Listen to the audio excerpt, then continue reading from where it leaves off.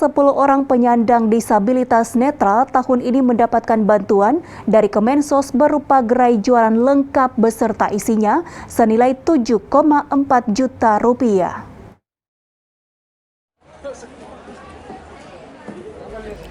Penyandang disabilitas netra di Kota Manado tahun ini akan memperoleh bantuan gerobak usaha senilai 7,4 juta per orang dari Kementerian Sosial. Bantuan ini nantinya akan digunakan untuk berjualan di tempat keramaian seperti minimarket dan supermarket tertentu.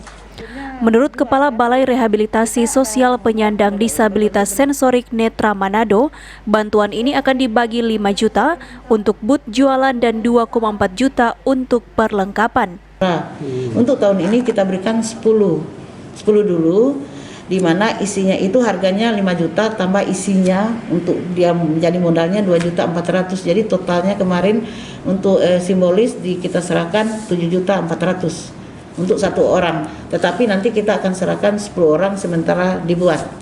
Nah, tujuannya di situ untuk mengurangi para tunanetra atau disabilitas netra agar mereka fokus, jadi berjualan tidak di pojok-pojok atau tidak kesana kemari jualan, sehingga kalau kita berikan tempat jualan dan lokasi, kami sudah kemarin menghadap Pak Wali Kota.